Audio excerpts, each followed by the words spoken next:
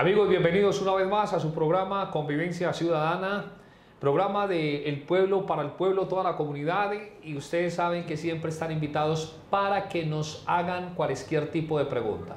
Soy Byron Mejía Cardona, director y presentador de su programa Convivencia Ciudadana. Hoy tengo un invitado muy pero muy especial también, por primera vez va a estar en nuestro programa y es un hombre ducho en el tema, espectacular, un hombre profesional en el área penal, en todas las áreas, pero especializado mucho en lo penal. Lo he visto por televisión, lo he visto hablar con gran conocimiento acerca de la parte del derecho penal y él es el doctor Germán Guerrero. Gracias por estar con nosotros en Convivencia Ciudadana, doctor. Muchas gracias a usted, Byron. Muchas gracias por esa presentación tan grande. Y bueno, lo cierto es que hemos estado transmitiendo el conocimiento del área penal y diferentes áreas del derecho. Pero en este caso el día de hoy vamos a hablar de derecho penal, para que la gente entienda y comprenda un poco sobre cómo funciona este sistema jurídico colombiano y de esta forma conozca sus derechos y también sus deberes, obviamente. Sí, así es. Doctor, vamos a empezar a hablar de una manera muy coloquial, sencilla, para que nuestros televidentes tengan más conocimiento y se trata de, a ver, una persona la detienen, hay un allanamiento. Respetando las políticas establecidas de la rama judicial, de la rama penal, y escuchamos cuando la Fiscalía General de la Nación hace una redada o entra, se llevan muchas personas, ¿qué se les puede decir a estos familiares cuando se les llevan a sus, valga la redundancia, a su familia? Y a todos los acusan de lo mismo, un concierto para delinquir. Pero resulta que ustedes, cuando son duchos en el tema, ustedes dicen, necesitamos que los individualicen, pero vamos a entrar hablando primero de las etapas que tiene lo penal. Se los llevan para el búnker, empieza. Bueno, listo, vamos a hacer precisión y claridad en algo, y es el procedimiento. Aquí lo importante es el procedimiento. Si entran personal del CTI, de la Fiscalía, a entrar a hacer un allanamiento, es porque existe una orden para que ello sea así, y esa orden es obviamente expedida por un juez de control de garantías a la cual previamente se le ha hecho dicha solicitud. Uno como abogado penalista lo primero que entra a verificar es que se encuentren en orden las órdenes de captura, valga la redundancia, y que haya obviamente esa autorización para el allanamiento. ¿Cómo estuvo desarrollado ese allanamiento? Porque nos ha sucedido casos, Byron, en los cuales ese allanamiento lo hacen de forma genérica.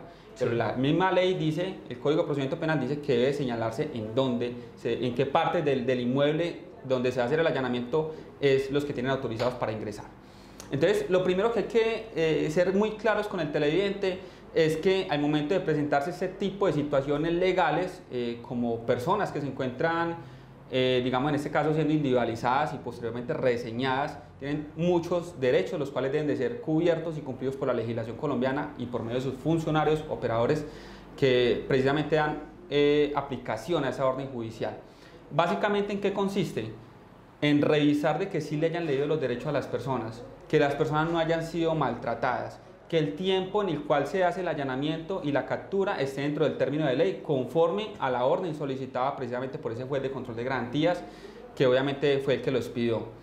Y ya el abogado lo que tendrá que hacer es preparar una defensa preliminar en unas audiencias que son la legalización de captura, la formulación de imputación y la solicitud de medida de aseguramiento, que esa solicitud de medida de aseguramiento, Byron, es una medida facultativa por parte de la Fiscalía. Es decir, se habla de que son 3 audiencias concentradas, pero no siempre se hace la tercera. Estará en facultad de la Fiscalía o el delegado de la Fiscalía darla o no darla. Entonces empecemos por el procedimiento de captura. Sí. Si el procedimiento fue bien hecho, se le leyeron los derechos de la persona, tuvo derecho a conversar, designar un abogado contractual, porque es que hay que hacer una precisión, Byron, y es que he conocido casos en los cuales la persona dice, yo tengo un abogado de confianza, un abogado contractual, y sucede y acontece que cuando llega a ser presentado ante un juez de control de garantías, le dicen, es que su abogado no aparece, entonces acepte uno público, un defensor público. Sí. A él no lo pueden obligar a que acepte el acompañamiento de un defensor público, porque si él quiere estar acompañado de un defensor contractual, lo tiene todo el derecho y no es un derecho que lo puedan obligar a renunciar a él. Lo cierto es que esas audiencias concentradas que estoy mencionando se deben de realizar siempre dentro de las 36 horas siguientes a esa captura. ¿Para qué? Para que se pueda avanzar el procedimiento sin ningún procedimiento de nulidad posterior. Que es lo que conocemos como habeas corpus. El habeas corpus sería el procedimiento que se puede iniciar una vez pasen esas 36 horas y a la persona no haya sido puesto en conocimiento de un juez de control de garantías. Y se llama juez de control de garantías porque será el juez que verificará que sus derechos fundamentales no sean violados o vulnerados. Por eso que Byron, que es que el derecho a la libertad es un derecho fundamental y solamente puede ser restringido o privado o limitado en ciertas ocasiones. Entonces, en este caso, el juez va a verificar esa captura, cómo se produjo. Si fue que los miembros de la policía lo lastimaron, ¿cierto? O sea, ¿cómo fue el procedimiento? El abogado contractual o el defensor público que le asignen al caso también verificará eso muy juiciosamente y si encuentra algún hierro procesal, le manifestará eso al juez de control de garantías para que tome el caso, lo analice y tome la decisión correspondiente. Doctor, vea, pero qué interesante y se le ve a usted cómo le fluye ese conocimiento. Mire, y se lo digo porque yo he trabajado en lo penal, llevo muchos años en la función pública, pero vamos a explicarle a la gente, o sea, si esa persona en esos momentos dice, no acepto en ningún momento que me represente un defensor del pueblo, pues un público. No lo acepto. Resulta que hoy hubo la redada, los condujen mañana para esa situación y en la tarde es que llega su abogado, el cual él quiere contratar y todo. ¿Qué haría el juez en esa parte? No, vea, aclaremos lo siguiente. Sí, es bueno. Y retomemos es que si se presenta, por ejemplo, la situación hoy. Tienen 36 horas para hacer esa audiencia, 36 horas. O sea que mañana a esta misma hora, estamos hablando de 24 horas. O sea que es posible que en el transcurso entre las 24 y las 36 horas, casi siempre es que se celebra esa audiencia. O sea que sí le da tiempo a que la persona se comunique con su abogado. Obviamente si su abogado se lo contrata y no aparece en el momento de la audiencia, pues hombre, lastimosamente tendrán que decirle a un defensor porque no van a dejar vencer el término de las 36 horas, ¿cierto? Por lógica razón. Y una vez verificado si el procedimiento de allanamiento Byron, porque no siempre se hacen allanamientos, si el procedimiento de allanamiento es correcto, si la orden de captura está dentro del término de ley, si la orden de captura fue con el procedimiento adecuado, correcto, el policía le leyó los derechos al ciudadano, no habría nada que alegar en cuanto a ello. Entonces pasamos a la siguiente audiencia que se hace inmediatamente, finaliza esta legalización de captura y ahí vamos a imputar cargos. Entonces, ¿qué va a hacer la Fiscalía? La Fiscalía va a hacer una imputación fáctica y jurídica.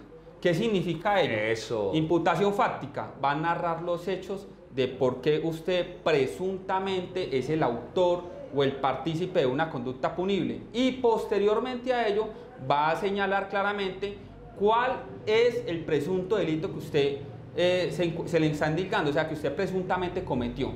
Ahora esa imputación fáctica y jurídica, el juez de control de garantías, como es un veedor de sus derechos fundamentales, entonces le va a preguntar a usted como ciudadano si usted se declara culpable o se declara inocente, haciendo una precisión, y es que esto es de manera libre, consciente y voluntaria, y su abogado defensor no puede hacer oposición a la imputación, porque la imputación es un acto de mera comunicación, razón por la cual no le caben recursos. Seamos más claros aún, porque de pronto la gente no entiende cómo es que es el tema de la notificación y comunicación. Sencillo, la Fiscalía le manifiesta a usted por qué se le está investigando y en ese momento usted quiere la calidad de imputado y a usted se le preguntará si usted es culpable o es inocente, haciendo una precisión el juez de control de garantías que manifestará que si usted se declara culpable usted tendrá un beneficio y ese beneficio es hasta el 50% de descuento si usted se declara culpable en esa instancia procesal. Usted dirá, Byron, hombre, ¿y por qué a razón de qué 50% de descuento? Muy sencillo. Es que como usted está ayudando a la Administración de Justicia y el aparato judicial, Fiscalía, jueces no se van a desgastar en demostrar que usted es culpable, entonces el Estado lo premia.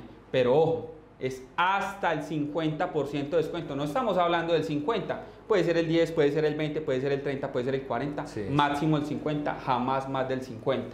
Y eso será en este caso a decisión de quién, de un juez ya no de control de garantías, sino de un juez de conocimiento, que es el que va a dar la sentencia, que en este caso si usted declara culpable obviamente va a ser condenatoria. La recomendación, pues cada caso es muy particular, pero a veces haciendo preacuerdos de fiscalía, con fiscalía lo que uno busca es ya tener un descuento claro y conciso, es decir, no dejar a ese margen tan amplio esa decisión de si es el 10, si es el 20, si es el 30, si es el 40 o si es el 50.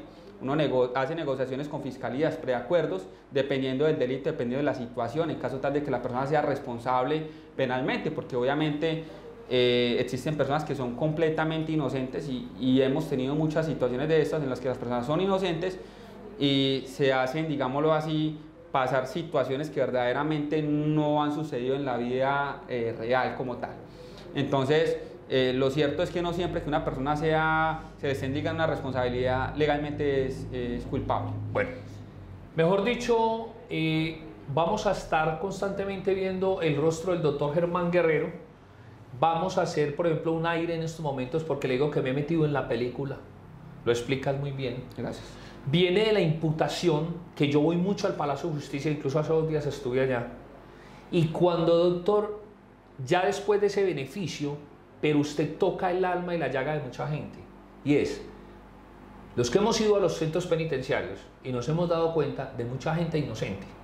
Resulta, unos por miedo, unos por tratar de buscar ese beneficio, se allanan. Se allanan. Pero viene lo otro. Cuando usted le dice a su cliente, estamos firmemente convencidos que tenemos pruebas de que usted no es. Y él mismo le dice, doctor, yo me voy hasta lo último. Listo, lo que pasa es que... ¿Qué pasa ahí? Ahí hay que hacer una precisión y es que el proceso no finaliza ahí. O sea, vienen unas etapas que van a continuar desarrollándose y en ese caso ya partimos de la legalización, ya hablamos de la imputación.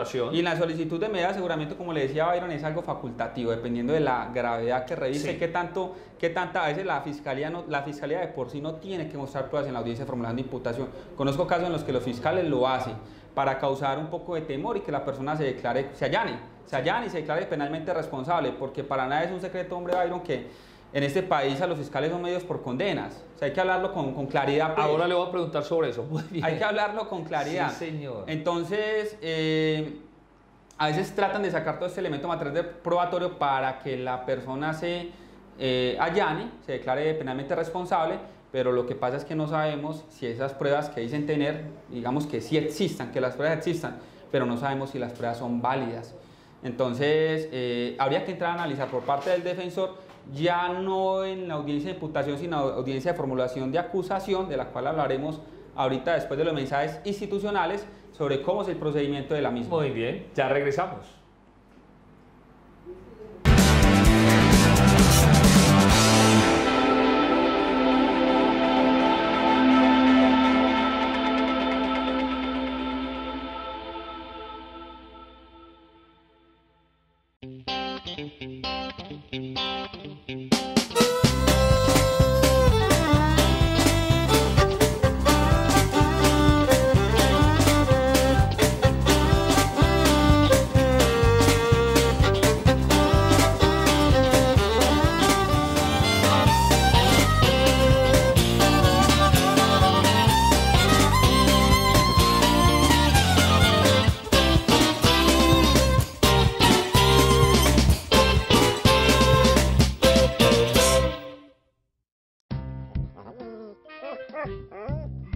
Qué lindo, Rocky.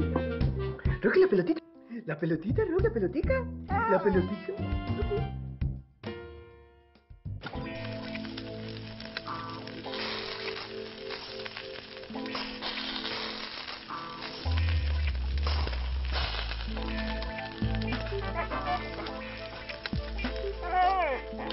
Llegó la televisión digital para todos, con una imagen real. TDT, la mejor señal está al aire.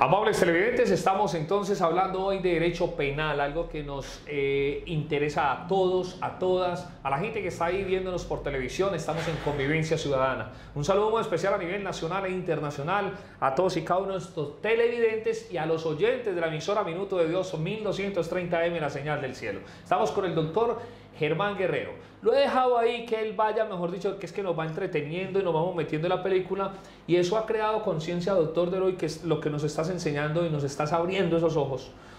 Y es que sí, se cometen muchos errores, y aparte, porque es que hablar, no es lo mismo hablar de una separación, no es lo mismo hablar de una sucesión, que perder la libertad a un ser humano. Total. ¿Cierto? Entonces ahí es donde la emocionalidad se cometen muchas faltas. Eso es algo muy común en las audiencias. De hecho, hace poco tuve una audiencia en la que iniciamos a las 3 de la tarde y finalizamos a las 2 de la mañana. Nos fuimos continuos. No puedo decir exactamente cuál es el caso, Sí. pero porque no hay lugar a ello en este momento, ¿cierto? Pero en ese tipo de audiencias es en las que uno como abogado defensor puede, digamos, entrar a jugar y casi entrar en esa parte emocional de la persona que está siendo imputada, de la persona que posiblemente sea privada de la libertad como medida de aseguramiento, y obviamente de la familia. Ahí es cuando uno ve verdaderamente al ser humano como tal, Sí. porque en últimas vivimos en un sistema en el cual todo funciona de una forma muy rápida, muy célere, pero a veces no nos sentamos a observar lo bello que es la vida y lo bello que es la libertad. Y mucha gente, obviamente por necesidad, a veces cometen delitos, conductas que son punibles, y obviamente esto tiene una consecuencia desde el punto de vista legal. Lo que hace el defensor penal no es entrar a alcahuetear la conducta delictiva de una persona, sino, al menos en mi caso, yo veo las cosas desde un punto de vista humano. Te lo voy a decir por qué. A mí nunca me han llegado a cometer un hurto y no estoy de acuerdo con ello, y me parece que todo este tipo de situaciones tienen que tener una consecuencia jurídica grande. Pero pienses en aquella persona, Byron, que comete el delito no porque sea un delincuente innato, como lo decía Hot, sino porque la misma sociedad lo ha corrompido, como diría Rousseau. ¿Y a qué voy con ello? Con esa argumentación. Hombre, Byron, seamos claros. Usted y yo somos como personas, como seres humanos, somos seres sintientes y emocionales. Sí. Hombre, si vivimos en un estado, y esto sí lo puedo decir abiertamente, en el que todos pagamos impuestos, en el que esos impuestos se deberían de ver reflejados en salud, en educación, en oportunidades de trabajo. No estoy hablando de un estado paternalista, como mucha gente propone de Venezuela, etcétera, sino en un estado que debe dar bienestar a sus ciudadanos, porque es que estamos pagando impuestos. Y entonces si llega el político corrupto y se roba la plata, y su oportunidad de salud, su oportunidad de trabajo, su oportunidad de educación, de salir adelante, no de ser persona, porque todos somos personas, sino de ser, digamos, una persona educada, poder tener oportunidades de desarrollo, pues se van a ver perdidas, porque este señor corrupto que está ocupando un puesto en el Congreso de la República se robó su bienestar y el bienestar de su familia. Entonces, como se robó el bienestar, entonces, ¿qué pasa? Esta persona trata de buscar trabajo y no lo encuentra. La mamá tiene cáncer, va a la EPS y la EPS le dice, hombre, ya, sencillo, su mamá se está muriendo de cáncer, le duele todo, es una enfermedad económicamente catastrófica, y en todo sentido es catastrófica. Y le dice, muy sencillo, hombre, vaya y tutele, y tutela, y gana la tutela, y aún así no quieren cumplir. Entonces haga un incidente de desacato, y aún así no quieren cumplir. Usted ve que su mamá todos los días se va muriendo y se va deteriorando su salud. Entonces usted dice, hombre, si la quimioterapia vale 30 millones, hombre, es lógico que a una persona se le va a dañar la mente y va a decir, hombre, ¿y por qué no cometer un hurto? ¿Por qué no conseguir lo que por ley y por derecho me corresponde? Entonces, ¿por qué voy con todo este mensaje, Byron? Hombre, el Estado tiene sus errores, y el Estado colombiano está haciendo que muchos ciudadanos cometan delitos. Eso es natural. Hombre, Byron, usted tiene un hijo menor y todos los días llega usted a la casa, no tiene trabajo, y el niño le dice, papi, hoy sí podemos comer. Byron, o sea, no estamos alejados. Yo estuve haciendo prácticas en la personería de Medellín y conozco barrios en los cuales, Byron, en un tarro de gaseosa ponen agua con papel periódico y eso es lo que consumen para dejar de sentir esa necesidad de hambre. O sea, estamos hablando de una realidad que cobija toda la ciudad. Entonces, como el alcalde y otros entes van a decir, hombre, a una niña no se prostituya, no haga tal cosa, viendo que es que el Estado no está haciendo nada. Entonces, en ese tipo de situaciones es cuando uno ya entra desde el punto de vista emocional a ver las cosas y dice, hombre, nadie debe cometer delitos, nadie debe cometer conductas punibles. Y el Estado reconoce esa falla, Byron, y le voy a decir dónde.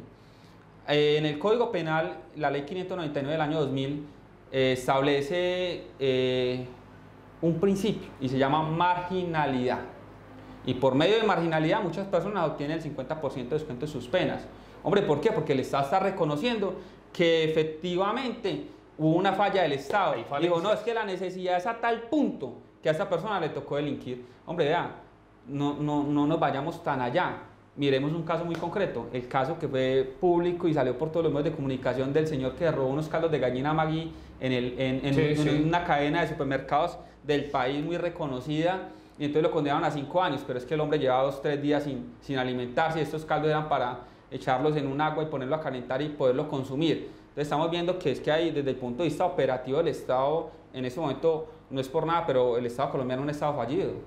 Bueno, pero entonces referente a eso y seguimos buscando, y no somos enemigos en ningún momento, ni del Estado ni nada, pero tenemos que reconocer. Claro, a mí me gusta mucho como habla usted, así hablo yo, a calzón quitado. Hay unas falencias tan grandes que después más adelante vamos a hablar qué está pasando con el hacinamiento y todo eso, porque yo siempre he hecho una invitación en una Colombia nueva, y es que simplemente a los políticos, a estos corruptos, los lleven a un patio, el 8º, el 7º en Bellavista, los lleven a la Guayana, y no donde tienen billares y fincas, porque pues ¿qué les va a doler? Total. Mire, yo voy a poner un ejemplo muy claro y voy a responder por esto. Lo voy a hablar como ciudadano colombiano. Hace poco llegó al país el señor exministro, este señor de agro... Ingreso seguro. Ingreso seguro, yo iba a decir otra palabra, pero más bien agro muy bueno que me ayudó. Él llega y lo que voy a hablar es muy sano, pero es muy cierto.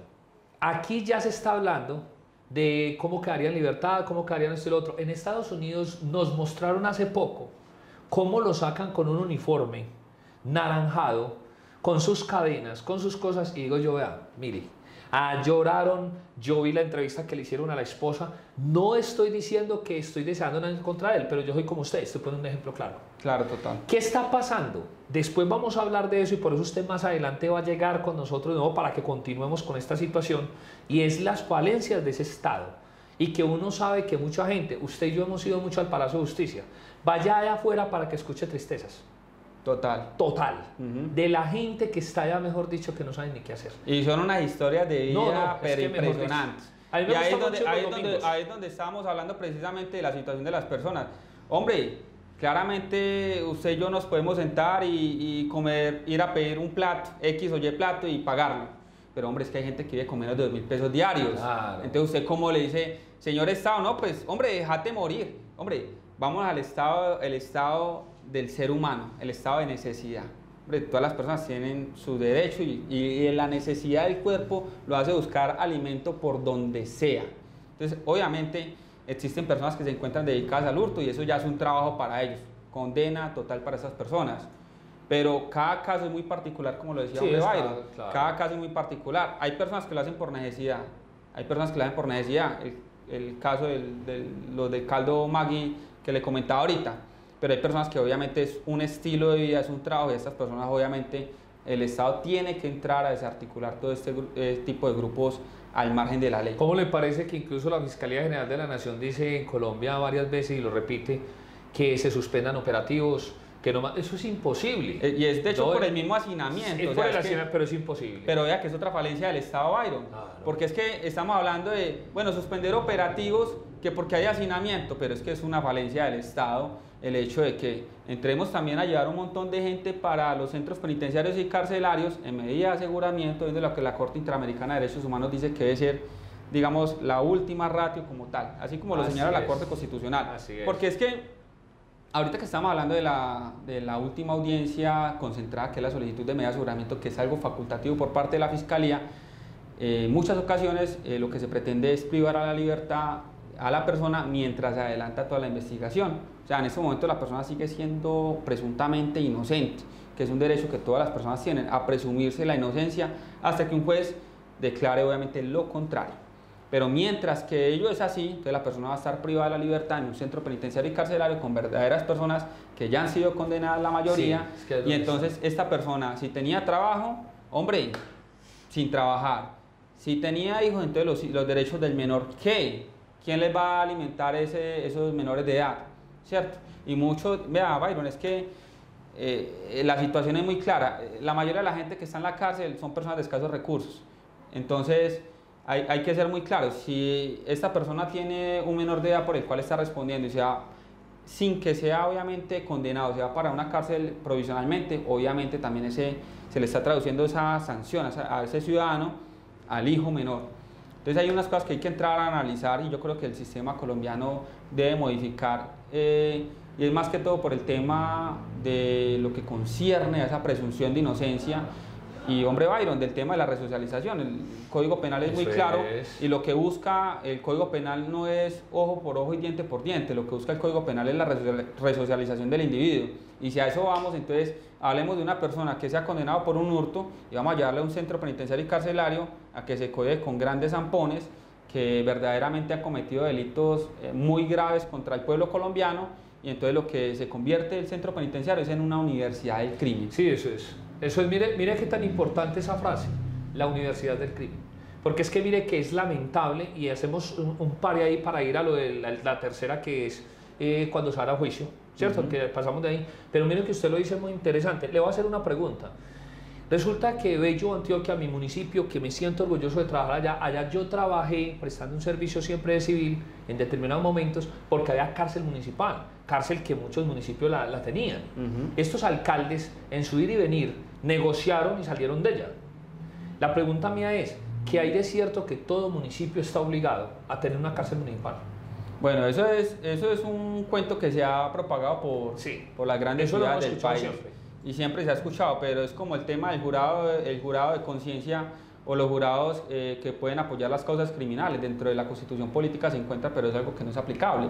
Y no es aplicable porque no es sostenible económicamente, y no es sostenible económicamente porque este no es el sistema estadounidense, donde el Estado va a aislar al jurado y los va a aislar de los medios de comunicación para que no vayan a ser contaminados en el momento de tomar la decisión. O sea, en el Estado colombiano vivimos en un Estado en el que todo es muy bonito desde el punto de vista de la Constitución, pero cuando vemos la realidad, a los entes estatales les sale pus. Listo, pero entonces apenas ingresemos, vamos a unos mensajes institucionales y le voy a hacer una pregunta referente a eso. Ya regresamos en Convivencia Ciudadana.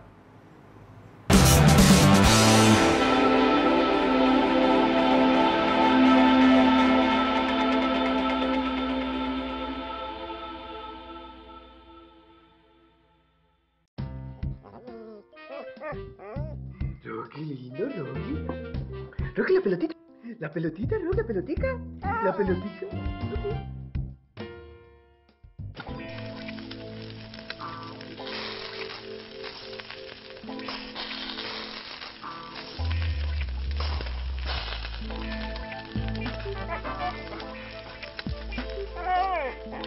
Llegó la televisión digital para todos, con una imagen real. TDT, la mejor señal está al aire.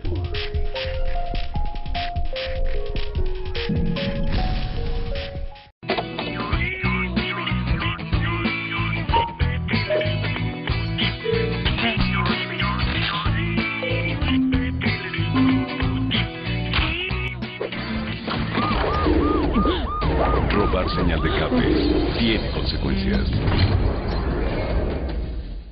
Mi amor, ¿no viste el recibo de la TDT? Vengo a pagar la TDT. Ay, yo la hago. Hágame un favor, ¿aquí puedo pagar la TDT? No, señor, eso no hay que pagar. Siguiente. Barcelona es como un caldero en donde se cocina. Y que acompáñeme. ¿A dónde? A reclamar el recibo de la televisión digital terrestre. ¿Qué tal que me corten el servicio? La televisión digital terrestre es gratis. ¿Gratis? Gratis. Gratis. Gratis. Llegó la televisión digital para todos y es gratis. TDT, la mejor señal está al aire.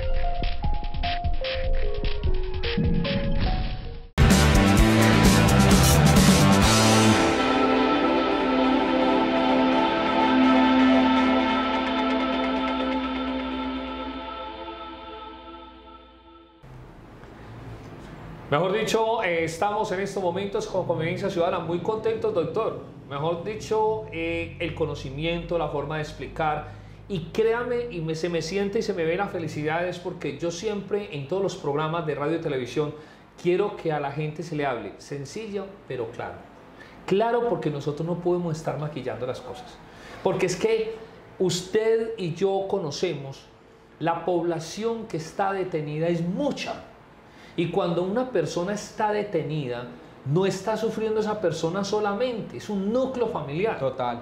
Que si yo saliera a marchar con usted y con los familiares de los privados de la libertad, pues nos tienen que cerrar toda la autopista, porque es que son muchas las personas. Son bastantes personas. Bastantes. Claro. Vamos a ese tema para que nos quede claro. Entonces, se captura, se legaliza la captura, vamos a la imputación de cargos, pero resulta que Edison, Tatiana, un ejemplo, ellos dicen y hablan contigo y te dicen, doctor, nosotros no fuimos, doctor, nosotros no vamos a allanar, que eso pasa también. Total.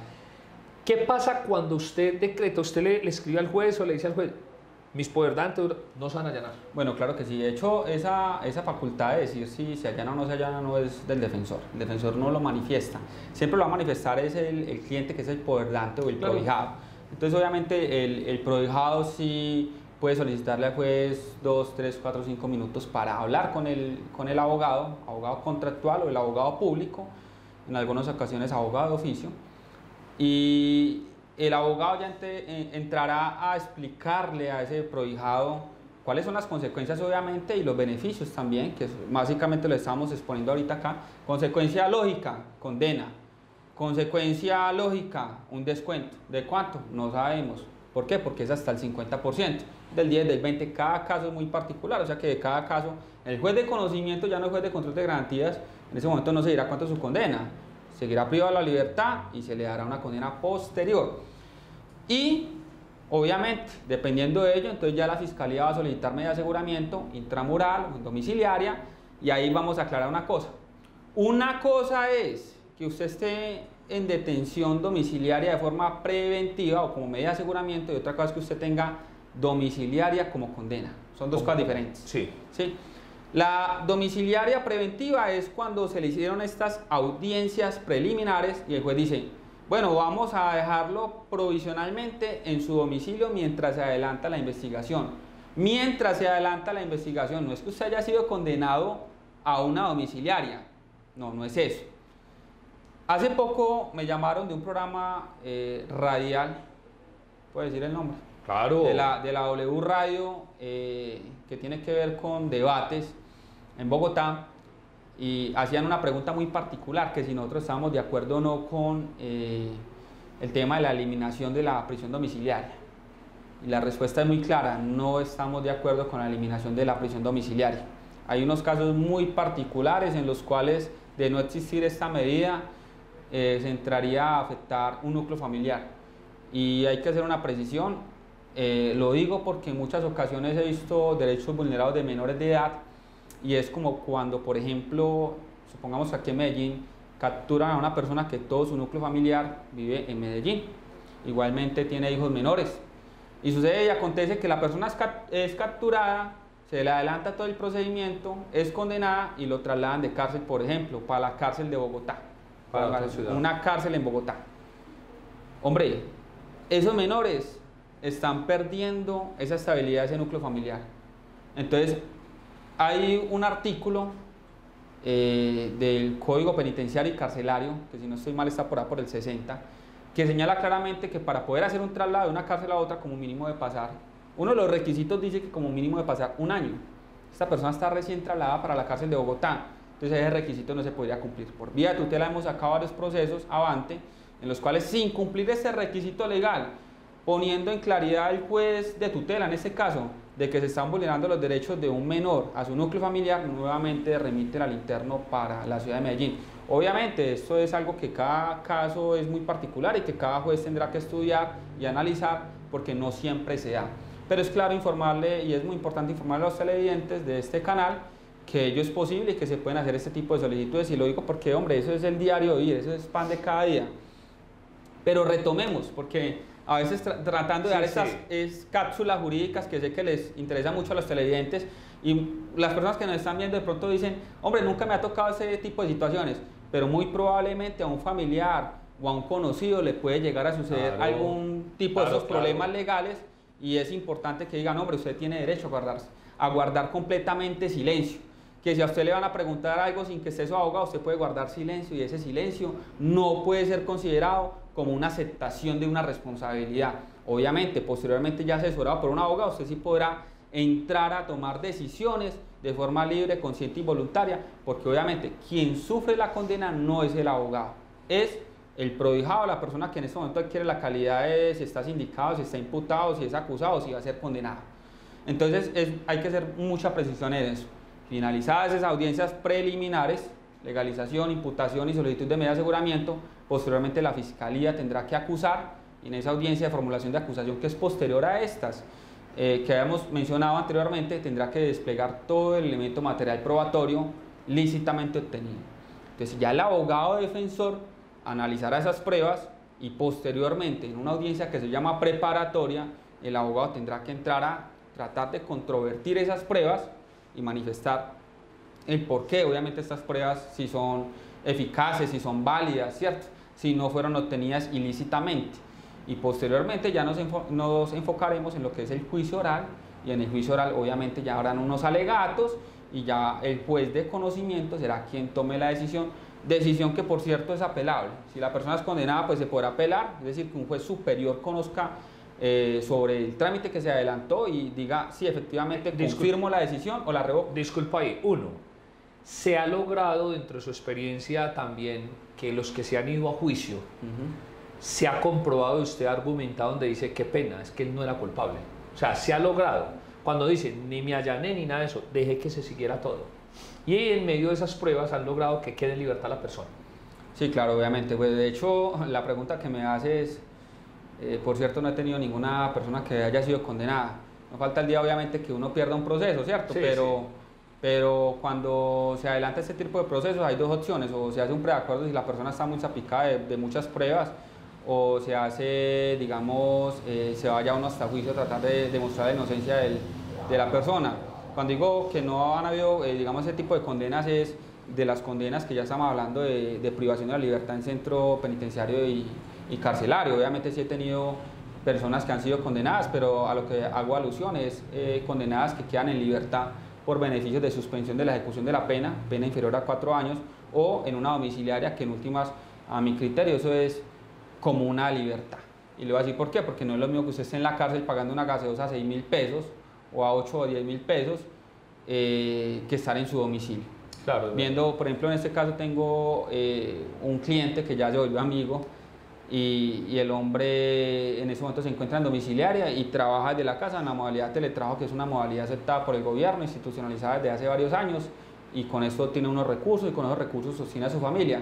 Entonces ahí es donde está la verdadera resocialización del individuo, que la persona pueda trabajar, obviamente modificar sus conductas, sus pasos que fueron, digamos, adversos a la ley, y poder, digamos, marcar una pausa en lo que era su camino, y corregir y comenzar una nueva vida, que eso es lo que busca el Código Penal. Es que lo que busca el Código Penal no es llevar a una persona a la horca. Pero aquí es al contrario. Aquí es al contrario. Aquí al contrario, porque es que toda la vida he escuchado, y cuando trabajé como detective en la forma civil, siempre se ha hablado de una resocialización. Pues yo no he visto la primera, pues que se pongan en cintura el Estado y vamos a resocializar. Aquí antes entran y entran y entran, y usted dijo algo muy importante, y no es un desconocimiento para nosotros, es la Universidad del Crimen. Total. Porque es que, mire, yo le cuento por qué cuando Bello San Quintín, que era la cárcel de San Quintín, allá nosotros deteníamos a las personas en el municipio, pero también se llevan a su cárcel municipal, y era muy fácil porque, aparentemente, entre comillas, porque de todas formas están en su municipio, y de todas formas habían padres de familia muy buenos, había gente, casos como estos, que alguien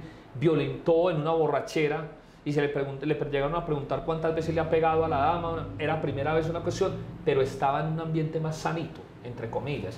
Pero en este caso tenemos que está la Cárcel Nacional de Bellavista, donde por ser jurisdicción de Bello los deben de recibir, una cuestión y la otra. Entonces la gente tiene que vincular, a meter a un patio donde, con Raimundo y con todo el mundo. Ahí no vale que escoja, que elija, que esto y lo otro. Y ese es un problema gravísimo que claro se que está sí. dando. De hecho, Iron, hay que hacer una precisión para que el programa quede completo. Sí. Y es que algunos delitos permiten beneficios. Claro que yo estaba hablando ahorita de la suspensión de la ejecución de la pena y domiciliaria. No todos. ¿Dónde encontramos esa categoría de delitos que no tienen beneficio? Sencillo. Ley 599 del año 2000, artículo 68A. El artículo 68A dice: estos delitos no podrán tener beneficio de suspensión de la ejecución de la pena ni domiciliaria. ¿Cómo cuáles? Haciendo, por ejemplo, una precisión. Vea, hace poco me tocó un caso de una señora que se entró a un almacén, una cadena grande de almacenes, y se hurtó una fuente de chocolate. Esta persona se hurtó una fuente de chocolate. Y ese delito, como ella lo cometió rompiendo unos pines de seguridad, esas alarmas que pitan a la salida de del supermercado, de la cadena de supermercados, ahí ya entró con un calificante. Y ese calificante impide tener beneficios. Entonces, uno de ellos, el hurto calificado, no tiene beneficio. ¿Un hurto agravado tiene beneficios? Tiene beneficios. Contanos esa diferencia, hurto calificado, hurto agravado. Lo que pasa es que el legislador colombiano, en medio de su sapiencia y su inteligencia, ha revestido ciertas conductas como más graves que otras, ¿cierto? Por ejemplo, cometer un hurto agrediendo físicamente a la persona que se le va a hacer a cometer el hurto. Entonces ya empiezan a generarse unos agravantes y unos calificantes, y dependiendo si es agravado o calificado, y ya a veces cuando uno hace preacuerdos con la fiscalía, uno lo que hace es negociar. Bueno, hombre, yo tengo claridad, si el hurto es calificado, mi cliente no va a poder estar en su casa y tampoco va a poder quedar libre si no tiene antecedentes. Entonces, lo que uno como defensor penal, pues, ¿qué hace? Hombre, sencillo, hace una negociación en caso de que las pruebas claramente son contundentes, son claras, evidentes, videos, declaración del guarda de seguridad, etcétera. Hace una negociación con fiscalía, se hace un preacuerdo por esa aceptación, se le quita ese calificante, de tal forma que si llega a ver la condena como tal, entonces, consecuencia lógica, podría quedar libre o con una suspensión de la ejecución de la pena, una domiciliaria. Obviamente, eso no es algo que el abogado defensor esté haciendo alcahueta con el ciudadano, sino que es que se está trabajando conforme a lo que dice la ley. Entonces, la ley permite tener este tipo de garantías, pero en ciertos delitos se puede hacer ello. Por más que usted haga un preacuerdo con la fiscalía, en muchas ocasiones, si el delito reviste de tal gravedad, hombre, le toca irse hasta el juicio al defensor para tratar de demostrar la inocencia, de desvirtuar lo que se ha imputado, tanto fáctica como jurídicamente, porque en caso contrario el cliente va directamente para la cárcel. Antes de que nos vaya el programa fático.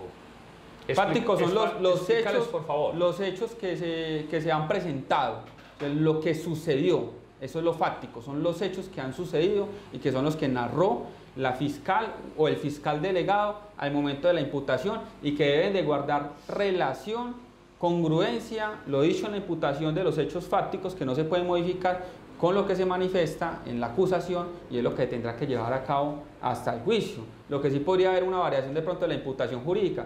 Hombre, por ejemplo, el caso de un cantante muy reconocido. Este cantante se le imputó tentativa de homicidio, eso fue Voz Populi aquí en Antioquia, tentativa de homicidio. Después de haberle imputado tentativa de homicidio, la persona con la que se había atentado murió, falleció. Entonces tuvieron que modificar la calificación e imputarle ya un homicidio agravado. Muy bien, ya regresamos en Convivencia Ciudadana. Mi amor, ¿no viste el recibo de la TDT? No, vengo a pagar la TDT. Ay, yo la hago. Hágame un favor, ¿aquí puedo pagar la TDT? No, señor, eso no hay que pagar. Siguiente. Barcelona es como un caldero en donde se cocina. Quique, acompáñeme. ¿A dónde? A reclamar el recibo de la televisión digital terrestre. ¿Qué tal que me corten el servicio? La televisión digital terrestre es gratis. ¿Gratis? ¿Gratis? ¿Gratis? ¿Gratis? Llegó la televisión digital para todos y es gratis. TDT, la mejor señal, está al aire.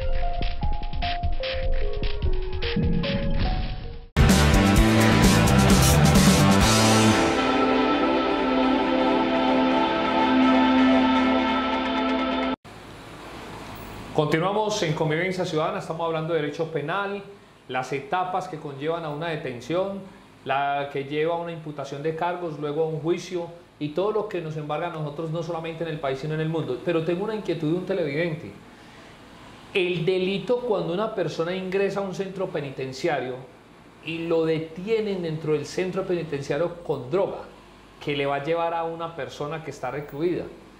Tiene esa persona, entonces lo capturan, el IMPEC, lo trasladan al búnker, allá hacen la ley, todo lo que tienen que hacer. Pero la pregunta es, ¿tiene beneficio de domiciliario? Vamos a analizar el caso y es el siguiente, que es que hay que mirar cuánta es la incautación de droga que se estaba tratando de entrar y si estaba tratando de entrar él o instrumentalizando a un menor de edad, como se ve en muchas situaciones. Entonces, el caso del televidente es muy particular, Byron, y hay que entrarlo a analizar, porque no es lo mismo que esté tratando de entrar X o Y cantidad de gramos a que esté tratando de entrar una libra de marihuana o de cocaína y fuera de eso utilizando menores de edad. Delitos contra menores de edad. Ley 1098, que es el Código de Infancia, que fue hace poco también modificado por otra nueva disposición normativa, establece claramente: no existen beneficios legales en delitos contra menores, no existen. Entonces, el caso del televidente, hay que manifestarle que toca analizar muy claramente esa situación. 48 pastillas de Roche. Y hay que mirar la imputación, si es por tráfico o si le están endilgando una responsabilidad adicional a ese tráfico. Por ejemplo, he conocido casos en los cuales simplemente por la persona estar vendiendo el estupefaciente ya lo relacionan con una organización delincuencial. Y hay muchas ocasiones lo que sucede, Byron, y es que ahorita hablamos de los beneficios legales y está que yo creo que para los televidentes ha quedado claro. Lo que pasa es que existe algo que se llama inflación punitiva. Entonces la fiscalía, para después decir, bueno, vamos a hacer una negociación, vamos a hacer un acuerdo. Entonces, bueno, abogado, hagamos pues el acuerdo.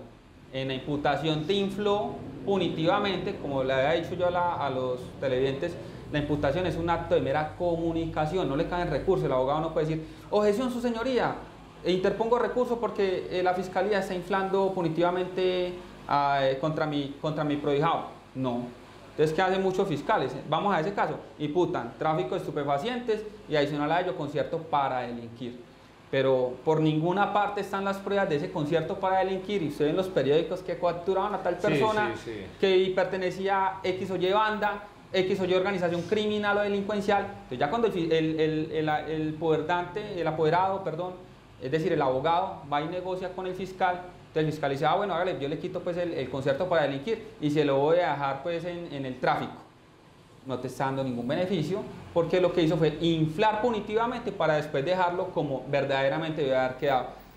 Cada abogado defensor tendrá que analizar el caso en particular para poder decir si es posible o no es posible o tiene un beneficio. Y hombre, Byron, dado que el tiempo en televisión es muy corto, hay una cosa adicional de un delito que se comete mucho en el país y que quiero que los televidentes conozcan, y es que la violencia intrafamiliar no es querellable.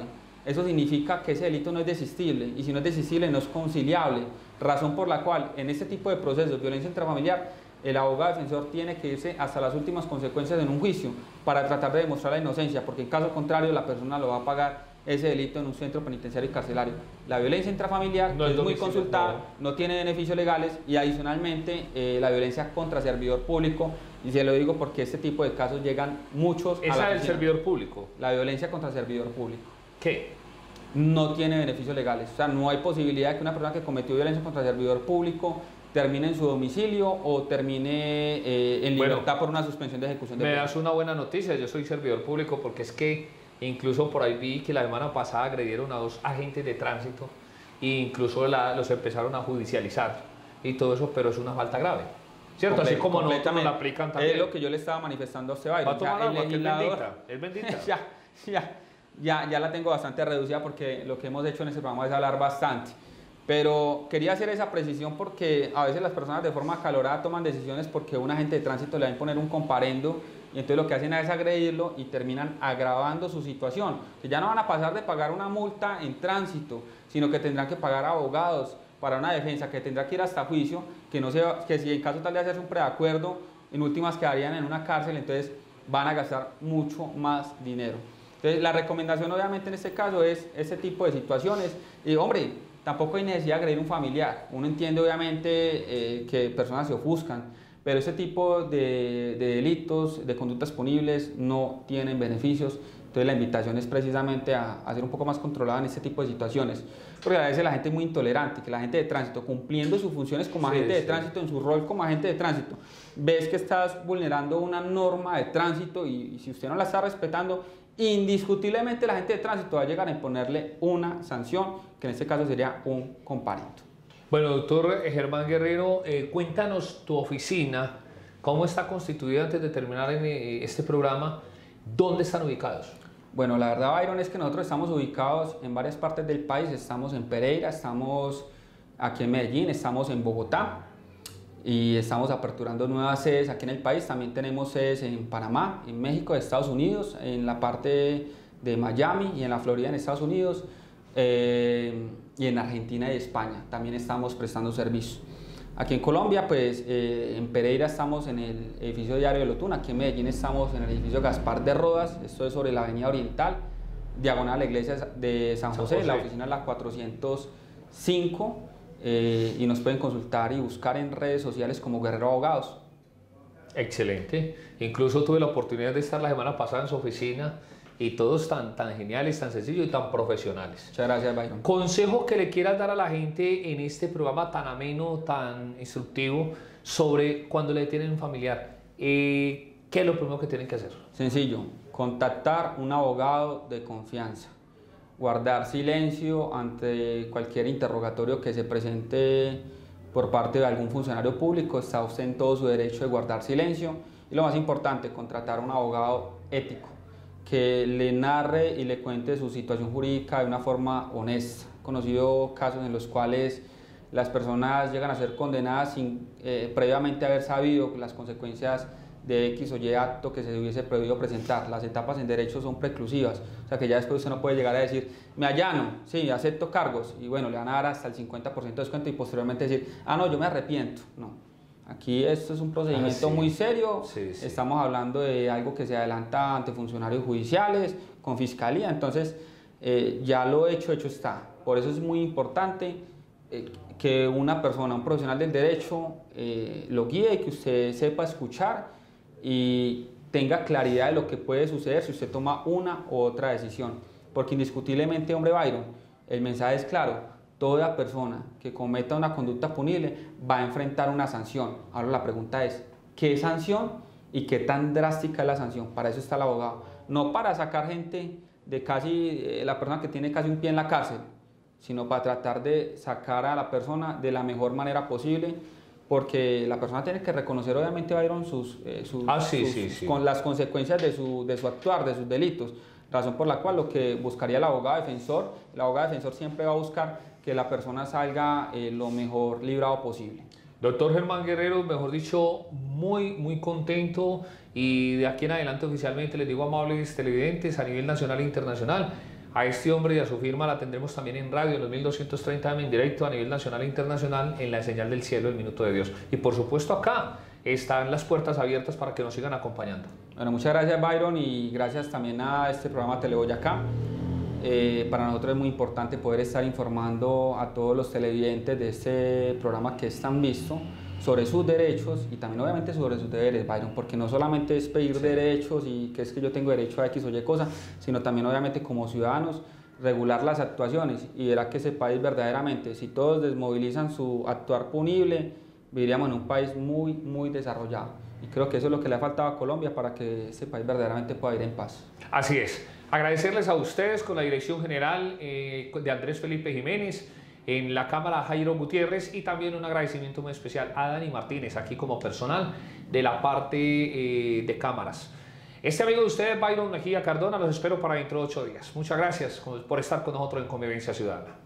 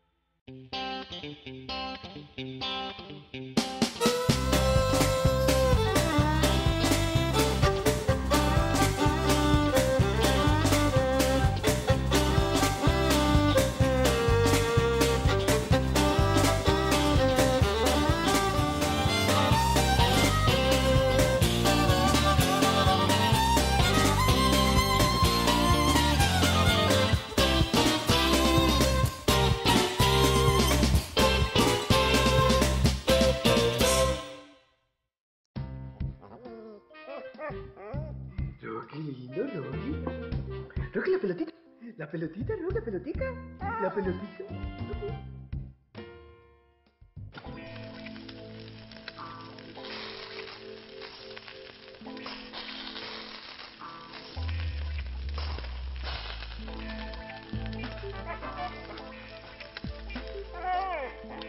Llegó la televisión digital para todos, con una imagen real. TDT, la mejor señal está al aire.